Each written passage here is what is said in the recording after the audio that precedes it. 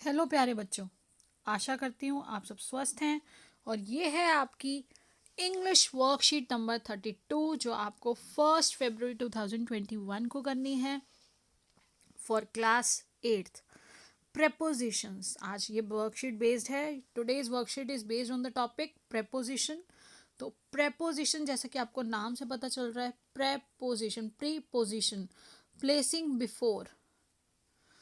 तो बेटा किसी भी जो नाउन है उसकी प्लेस को, जो प्लेस को बता रहा है वो वर्ड, वो प्रेपोजिशन है।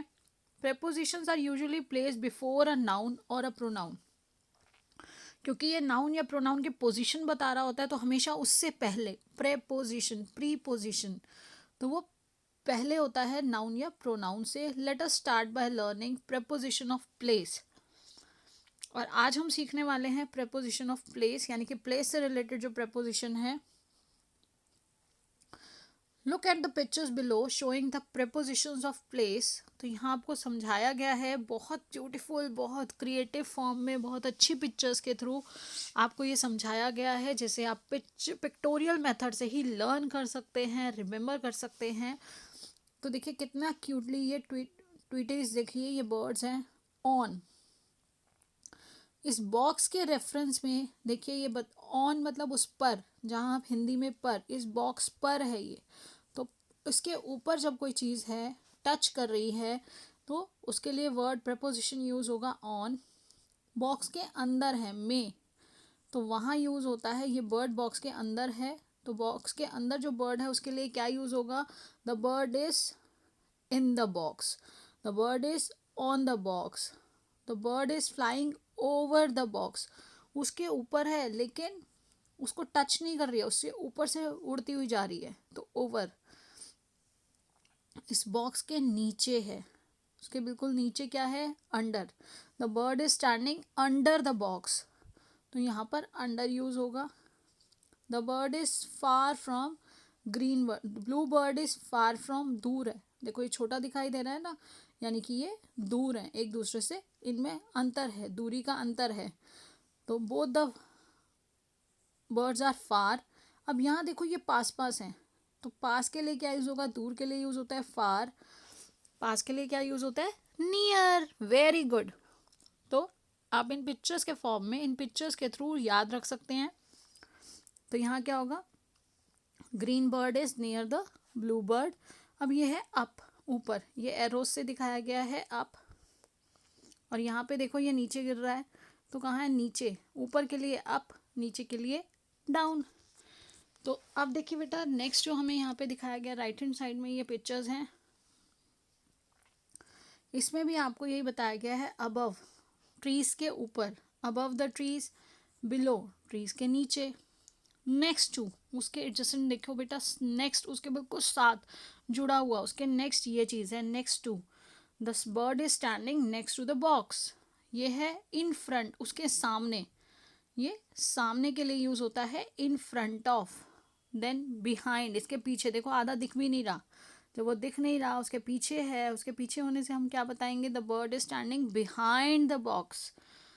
अब ये देखो दो बॉक्सेस के बीच में, दो के बीच में जब कोई चीज़ है या बर्ड है, जैसे हम अब बर्ड के थ्रू याद सीख रहे हैं, the bird is standing between the box, दो बॉक्सेस के बीच में है ये बर्ड। दो के बीच में होगा तो बेटा बिटवीन आएगा। अब देखिए जब दो से ज़्यादा के बीच में कोई चीज़ है तो क्या यूज़ होता है, अमंग। जब दो से ज़्यादा के लिए यूज़ होगा तो आप यूज़ करेंगे वर्ड अमंग।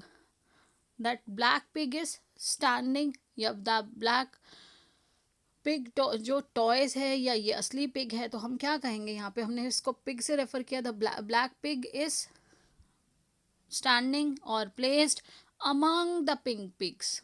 तो यहाँ अमंग दो से ज़्यादा के बीच में है इसलिए।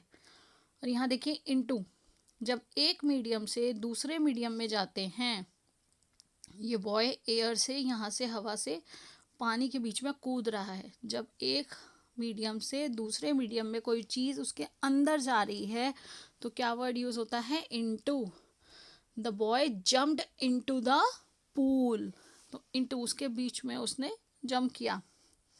Now look at the pictures below and fill in the blanks with correct preposition.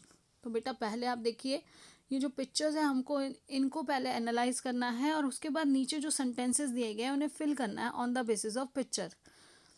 तो देखिए ये हमारे पास ये जो छोटी छोटी ऑब्जेक्ट्स हैं, इन ऑब्जेक्ट्स के थ्रू यहाँ देखिए umbrella is between the question, between दो क्वेश्चंस के बीच में है तो वर्ड होगा बिटवीन। डॉग कहाँ पर है, टेबल के नीचे है तो under, the dog is standing under the table. Lamp, lamp is next to the sofa, सोफे के साथ ही क्या है, लैम्प है। और अगर हम इधर से देखेंगे तो क्या होगा, वो बिहाइंड द सोफा। तो दोनों चीज़ें आप यूज़ कर सकते हैं, बिहाइंड द सोफा या next to sofa. Cat is sitting on the armchair. Teddy is placed in the, in उसके बीच में, क्योंकि आर्म चेयर्स ऊपर उठी हुई है ना, तो बेटा इन उसके बीच में है वो, in sitting in arm chair. Doll is on the sofa. तो इस तरह से आपसे क्वेश्चंस पूछेंगे जिसमें आपको उनकी पोजीशन बताने के लिए जिन वर्ड्स का यूज़ करना है वो है प्रेपोजिशन। ऐसे ही यहाँ पर भी देखिए ये सारी जो ऑब्जेक्ट्स हैं इनके पोजीशन को बताने के लिए ही प्रेपोजिशंस का यूज़ हुआ है। तो देखिए there is a doll, there is a doll dash the sofa, तो ऑन द सोफ़ा, सोफे के ऊपर क्या है, डॉल है। द डॉग इज, ये देखिए the dog is under, dog कहाँ है, under the table. The lamp is dash the sofa, तो लैम्प अभी मैंने आपको क्या दिखाया था, बिहाइंड भी लिख सकते हैं, नहीं तो क्या लिख सकते हैं, नेक्स्ट टू सोफा, या फिर क्या यूज किया जा सकता है, बिहाइंड द सोफा, उसके पीछे है। देयर इज अ वास, ये फ्लावर पॉट जो था ऊपर, देयर इज अ वास, वास डैश द बॉल, तो क्या आएगा, नियर। अब हम ये वाले हटा देते हैं तो यहाँ पे क्या आ जाएगा बेटा, यहाँ पे देखिए ये वास कहाँ है, नियर द बॉल, और ये अम्ब्रेला कहाँ रखी हुई है, कुशंस के बीच में। तो जहाँ बीच में वर्ड आएगा तो बीच के लिए आपका यूज होगा बिटवीन, और वास के लिए क्या यूज होगा, near the ball. There is a vase near the ball, ball के पास एक वास है। वॉस किसको बोलते हैं, वॉस बोलते हैं बेटा फ्लावर पॉट जिसको आप बोलते हैं, उसको वॉस भी बोलते हैं, फ्लावर वास, फ्लावर वॉस भी बोलते हैं, तो फ्लावर वास है ये। अब है अम्ब्रेला इज, तो अम्ब्रेला इज कुशंस के बीच में है, दो कुशंस के बीच में है, तो between the cushions, umbrella is between the cushions. Now next in the other picture, हमारी जो दूसरी पिक्चर है उसमें देखिए, पहले हम सेंटेंसेस को पढ़ लेते हैं ताकि हम उसको एनालाइज कर सकें। The framed picture is dash the sofa, तो जो फ्रेम्ड पिक्चर है वो कहाँ पर है, देखिए सोफे के ऊपर है, सोफे के ऊपर क्या है, फ्रेम्ड पिक्चर है, तो above the sofa. The ball is dash armchair, तो जो बॉल है वो कहाँ पर है, इन आर्म चेयर, आर्म चेयर के बीच में है, ये आर्म चेयर में रखी है।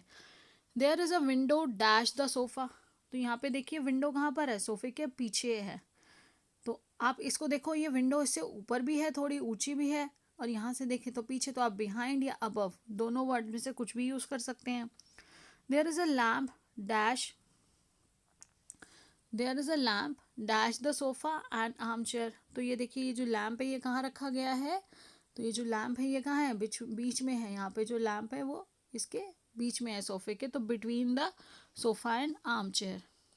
The robot is dash the bed, तो रोबोट कहाँ पर है, बेड पे है, ऑन द बेड, बेड पर क्या है, रोबोट। तो यहाँ पर देखिए अब हम इनको फिल कर लेते हैं। The frame picture is above the sofa, above मतलब ऊपर, ठीक है, उसके ऊपर है।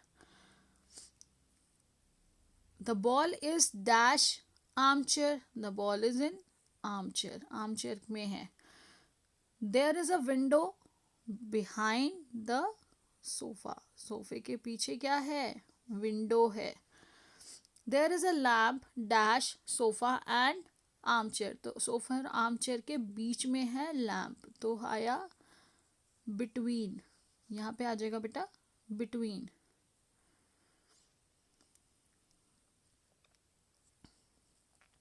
इसके बाद देखिए the robot is dash the bed, तो रोबोट कहाँ पर है, robot is on the bed, यहाँ पे आ जाएगा ऑन।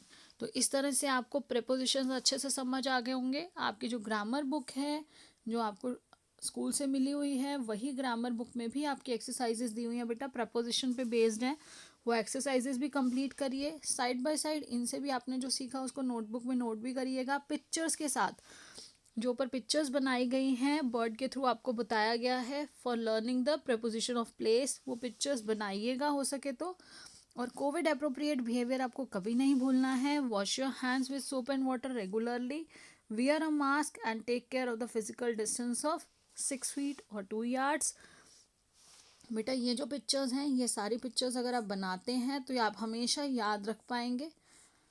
आपकी ग्रामर बुक में भी इस तरह से बहुत सुंदर तरीके से दिया गया है, तो आप वो भी बना सकते हैं, नहीं तो ये बना सकते हैं।